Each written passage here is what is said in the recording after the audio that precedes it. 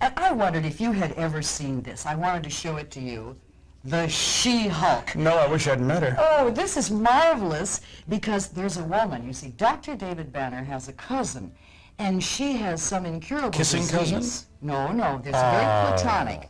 She has a disease, and of course she's going to die, and he's the only one there, so Dr. David Banner gives her a blood transfusion. I turn her into a Hulklet and go on a news show. So she becomes the Incredible. I just wondered if you'd ever seen it. No, I haven't seen it. That's issue 1, volume 1 of The Incredible She-Hulk. You all go right ahead. I'm just going to... Hold up. Wait. Hold on a minute. Yeah, let me get a sip of this, this black gold, this divine coffee before I do this.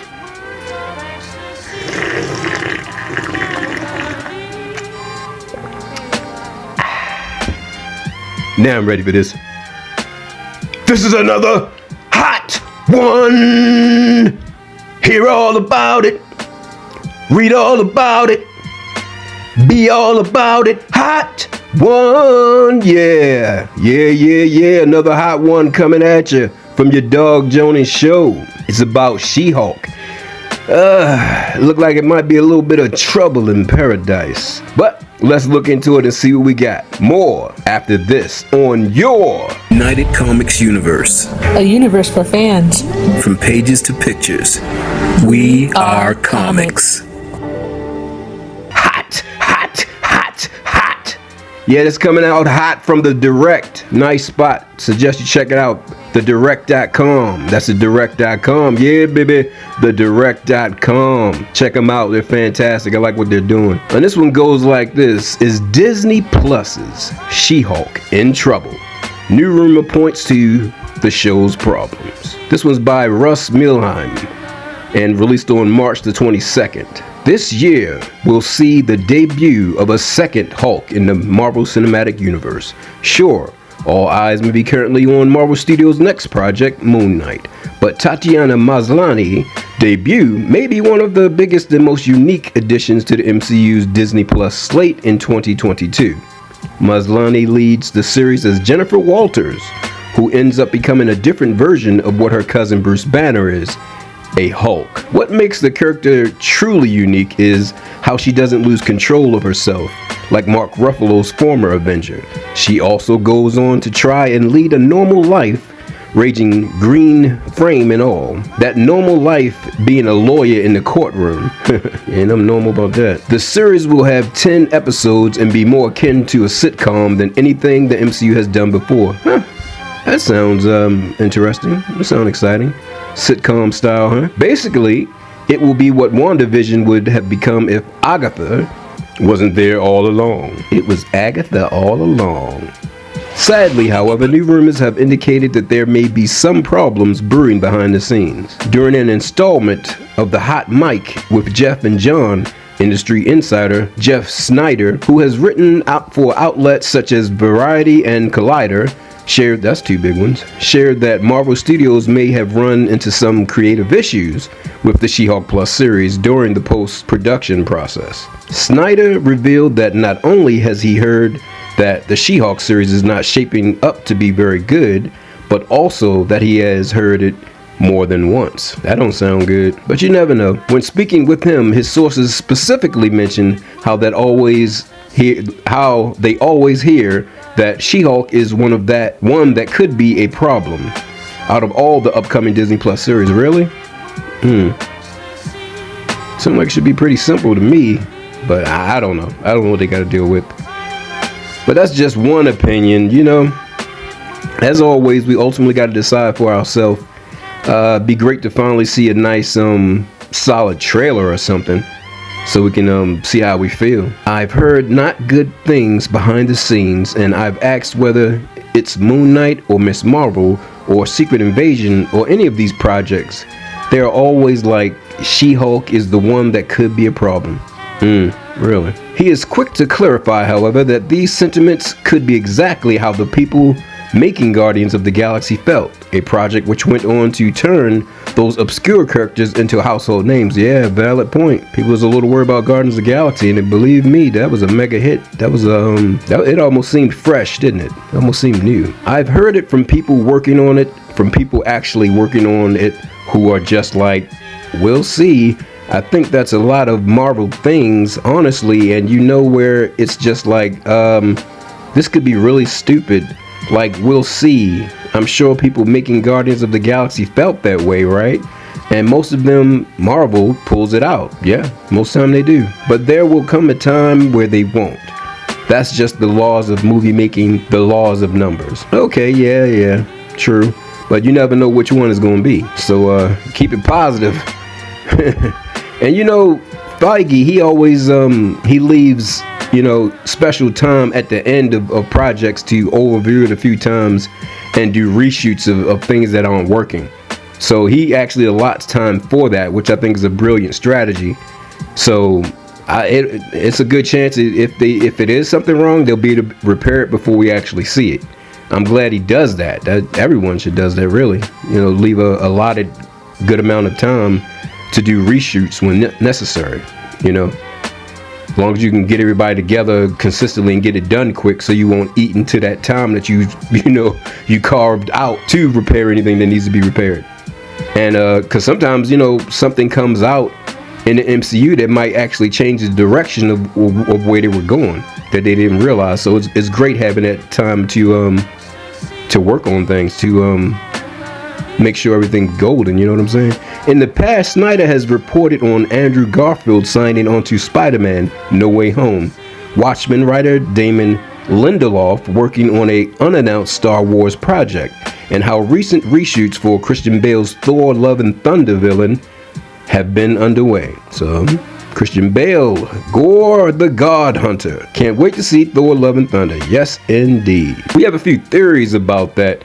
We'll probably be putting them out there for you, either on the blogs or in a video, maybe both. It's important to remember how these words don't write the series' fate in stone.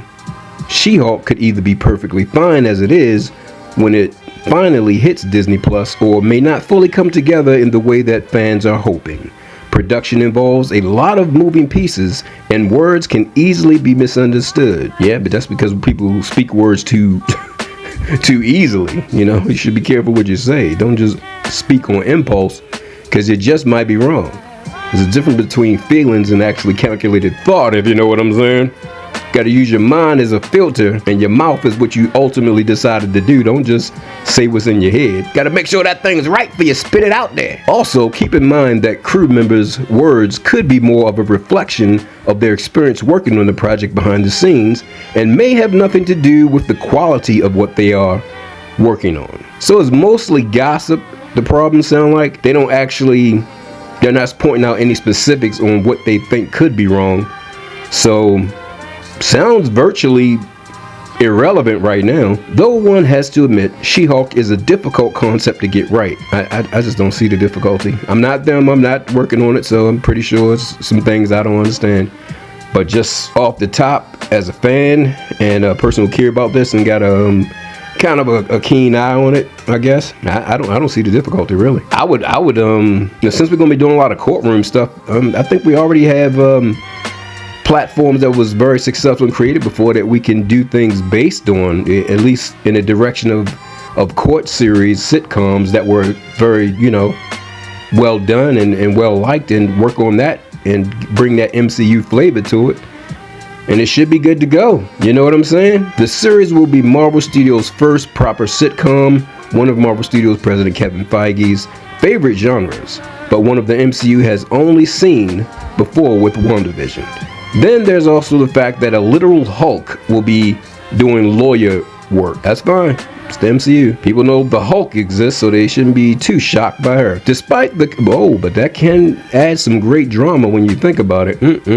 I did, because you know they're going to be trying to shoot her down and not take her seriously because of what she is.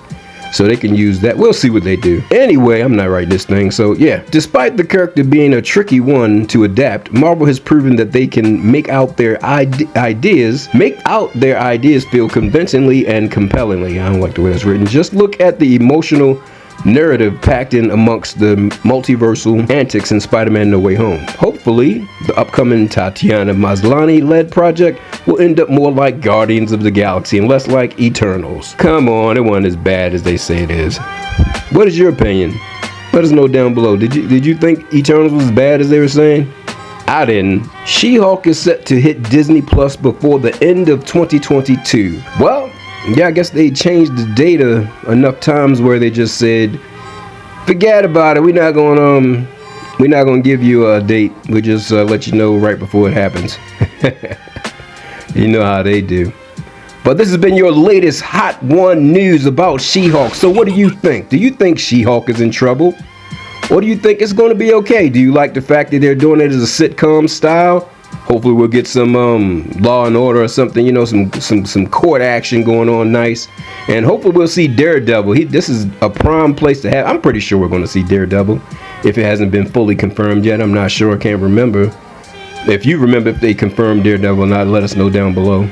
But I can't remember right now. I don't think they have confirmed it for sure. But this is a prime opportunity for him to show up. And we definitely know that Mark Ruffalo, he's going to be in it. He has to be because, and I guess he don't have to be. Kevin Feige rather, could have changed the way that she acquires her mutation, basically her powers. Because it's supposed to be a blood transfusion. And, well, in the comics, that's where it goes. We know the comics is not the same as the MCU, but the MCU is inspired by the comics, so we see a lot of things from the comics in the MCU. But never think that what you see in the comics is going to happen on screen, because it's a fan fiction, it's not a recreation. So basically it's not historically correct. It's fiction. Well, what do you think? Are you excited about She-Hulk? Do you think it'll be successful? Is it something you're looking forward to? Or is it one of the lesser ones you really care to see? She-Hulk. No telling what appearances we will see in She-Hulk. Hope we see a lot. That'll be great. And I wonder if she's going to be an Avenger. You think so? She was an Avenger before in the past, but she was also part of a team called A-Force, which is pretty much a predominantly female Avengers type, X-Men type team. The A-Force. They had a lot of different characters that switched out, and majority of them was female because it was primarily supposed to be a female joint. And she actually led the team a few times, She-Hulk. She was actually the leader for quite a while. I think maybe most times she was the leader, I think. And it had characters like Jessica Jones. I think she was an A-Force member before. Captain Marvel. Spectrum, Monica Rambeau, I believe, was also an A-Force member before. And quite a few others that I'm not recalling right now. Thanks for coming out to your United Comics Universe, for fans, by fans. We're here for you, doing it the way you like it, bringing it to what you need in an entertaining way. Yes, indeed. Thank you, fans. We love you, and thank you for your support. Please hit that rumble, that like, that subscribe button, and that notification bell. And we'll keep giving it to you nice, smooth, and entertaining. Giving you the information you need, sorting out the stuff you don't really, really care too much about, hopefully. Anything you need, let us know down below, and we'll get it to you. Because that's what we do for you. Your dog JoninSho, I'll be sniffing around, seeing what's up, seeing what we got, seeing what we need. But until then, I will catch you again. We are, you know what I'm about to say, comics, baby. I'll catch you again.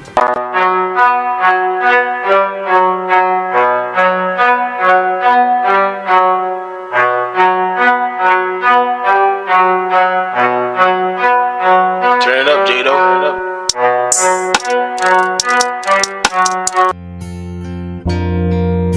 Copyright disclaimer. Citation of articles and authors in this report does not imply ownership. Works and images presented here fall under Fair Use Section 107 and are used for commentary on globally significant newsworthy events. Under Section 107 of the Copyright Act, 1976, allowance is made for fair use for purposes such as criticism, comment, news reporting, teaching, scholarship, and research. Community Guidelines Disclaimer. The points of view and purpose of this video is not to bully or harass anyone, but rather share that opinion and thoughts with other like-minded individuals curious about the subject.